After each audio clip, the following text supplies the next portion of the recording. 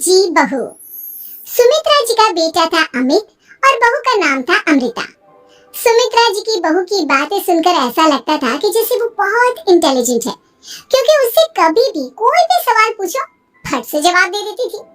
अरे भाई, उसके जवाब से तो गूगल भी पीछे रह जाता था। और इसलिए कम से कम सुमित्रा जी के घर में तो किसी को भी गूगल की जरूरत ही नहीं पड़ती थी। जब भी घर में कोई बात चलती, कोई कुछ भी कहता, तो अमृता फट से कह देती, ये तो मेरे साथ भी हुआ था, मुझे इसके बारे में सब मालूम है। एक दिन सुमित्रा जी अमित और अपनी बहू अमृता के साथ अमित की बुआ जी, फूफा जी यानी कि मुकेश और उर्मिला जी के यहाँ पर मिलने के लिए गए। अरे बहुत अच्छा किया अमित बेटा, इतने दिनों के बाद आए हो तुम। हाँ सुमित्रा भाभी, कभी तो आ जाया करिए अपने बच्चों को लेकर। आपकी बहू के आने से तो हमारे घर में भी रौनक आ गई है। वो क्या है ना, अमित ऑफिस के काम में बहुत बिजी रहता है, इसलिए उसे तो वक्त ही नहीं मिल पाता। अच्छा, लगता है नौकरी काफी मुश्किल है अमित की। नहीं नहीं फूफा जी, ऐसी कोई बात नहीं है। आप तो जानते हैं ना प्राइवेट जॉब में कितना काम होता है। अरे कोई समझे ना समझे, मुझे तो पता है प्राइवेट नौकरी में इतना काम करना पड़ता है कि इंसान की आफत आ जाती है। लेकिन बेटा, तुमने तो कभी जॉब की ही नहीं, तुम्हें कैसे पता? अरे जॉब नहीं की तो क्या हुआ मम्मी जी, सब जानती हूँ मैं। सबसे पहले ऑफिस में जाओ, वहाँ पर अपनी एंट्री डालो, उसके बाद दिन भर सिस्टम पर बैठकर काम करो। चारों तरफ कैमरे लगे होते हैं, आप अपनी नजर इधर की उधर नहीं कर सकते। उसके बाद दिन भर बॉस की चिक चिक सुनो, वो अलग से। यही सब होता है, मुझे ना सब पता है। अरे बहू रानी तो काफी इंटेलिजेंट है, हर बात की खबर है इसको। थोड़ी देर बाद, अब देखिए सुमित्रा भाभी, इतने दिनों के बाद आई हैं आप, खाना खाकर ही जाना, ऐसे तो मैं आपको जाने नहीं दूंगी। वैसे बुआ जी, खाने में क्या बनाया है? वो क्या है ना बेटा, आज तुम्हारी बुआ जी की तबीयत थोड़ी ठीक नहीं थी, इसलिए हमने सोचा कि जब तुम लोग यहाँ आ जाओगे तो बाहर से खाना मंगवा लेंगे और साथ में बैठकर खाएंगे। लेकिन बस प्रॉब्लम इतनी सी है कि मुझे बाहर से खाना ऑर्डर करना नहीं आता। सोचा जब अमित आएगा तो उसी को बोल दूंगी। अरे मुझे आता है ना, मैं कर देती हूँ ऑर्डर। बताइए क्या क्या मंगाना है आपको? इटालियन, कॉन्टिनेंटल, इंडियन, पंजाबी, सब पता है मुझे। क्या बात है बहू, क्या घर में भी खाना रोज बाहर से ऑर्डर करती हो? अरे नहीं बुआ जी, ऐसी कोई बात नहीं है, बस मुझे ना सब पता है। कोई बात नहीं अमृता, मैं अपने फोन से ऑर्डर कर देता हूँ। अरे क्या बात है, आजकल ऑनलाइन डिलीवरी पर कोई ऑफर नहीं चल रहा है, वरना काफी पैसे बच जाते। कैसी बात करते हैं अमित, मैं कह रही हूँ ना मुझे सब पता है। मुझे बहुत अच्छा ऑनलाइन डिलीवरी वाला मालूम है, जहाँ पर 50% ऑफ मिल जाएगा। और आज तो वैसे भी फ्राइडे है ना, फ्राइडे को तो उस पर 50-70% ऑफर मिलता ही मिलता है। क्या बात है, इसके बारे में तो मुझे पता ही नहीं था। अरे बेटा, जिस चीज के बारे में किसी को पता नहीं होता, हमारी बहू को पता होता है। एक काम कर, तू उसी को ऑर्डर करने दे। क्या बात है अमृता बेटा, तुम तो बहुत इंटेलिजेंट हो, सब कुछ जानती हो। कुछ दिनों के बाद सुमित्रा जी की कुछ सहेलियां उनसे मिलने के लिए आती हैं। अरे सुमित्रा बहन कैसी हो, बहू कैसी है तुम्हारी? अरे पूछिए मत, बहुत इंटेलिजेंट है मेरी बहू, सब कुछ जानती है। क्या बात है, बहू के आने के बाद तो औरतें दुखी हो जाती है, लेकिन तुम तो बहुत खुश लग रही हो। वो क्या है ना, मेरी बहू है ही इतनी अच्छी। अरे तो बुलाओ ना, हमारे साथ बैठेगी, बातें करेंगी तो हमें भी अच्छा लगेगा। सुमित्रा जी अमृता को बाहर बुलाती हैं और उसके बाद सब लोग बातें करने लगते हैं। क्या बताऊं, कुछ दिनों से घुटनों में इतना दर्द हो रहा है कि चला भी नहीं जाता। अब बुढ़ापे में तो ये सब चलता ही रहता है, क्या कर सकते हैं। आंटी जी, आप योगा करिए, योगा और साथ में ना काले तिल खाया करिए, आपके घुटनों का दर्द भाग जाएगा। लेकिन तुमको ये सब कैसे पता बेटा?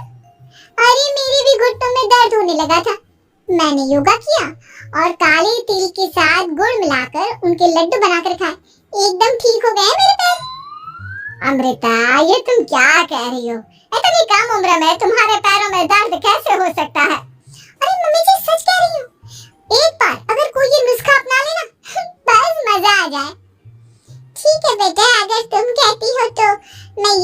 भी देखती हूँ। मुझे सब पता है आंटी जी, ये मेरे साथ हो चुका है, इसीलिए तो बता रही हूँ मैं आपको, ऐसे नहीं बताती किसी को। कुछ दिनों के बाद अमित अमृता को अपने दोस्तों के साथ घूमने के लिए ले जाता है। क्या यार, क्या जिंदगी हो गई है। सारा दिन ऑफिस का काम करते रहो, अपनी हेल्थ पर तो ध्यान ही नहीं दे सकते। अरे क्यों नहीं दे सकते अपनी हेल्थ पर ध्यान? सब दे सकते हैं, इंसान चाहे तो कुछ भी कर सकता है।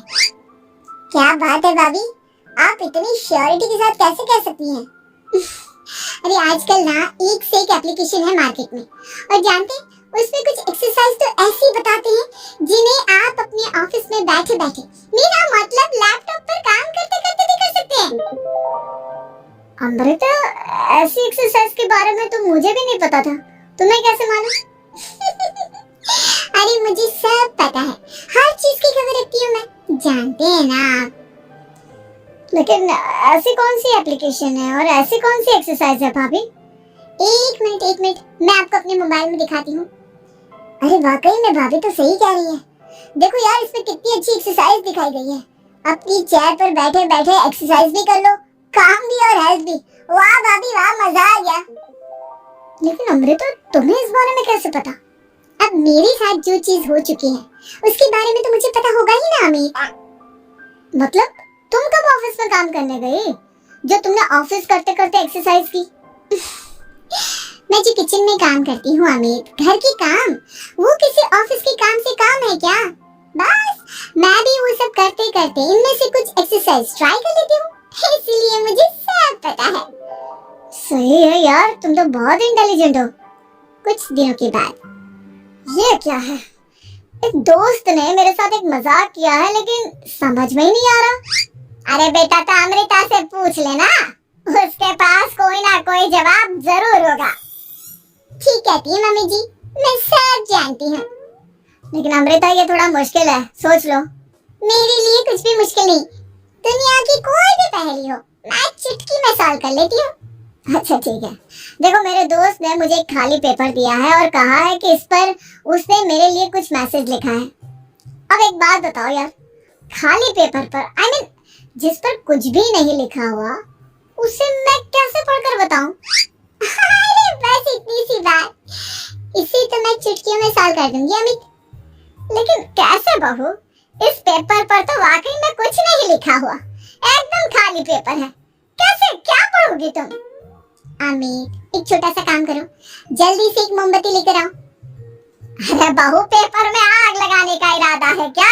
नहीं मम्मी जी, इस पेपर पर अमित के दोस्त का लिखा हुआ मैसेज पढ़ने का इरादा है। अमित कैंडल लेकर आता है।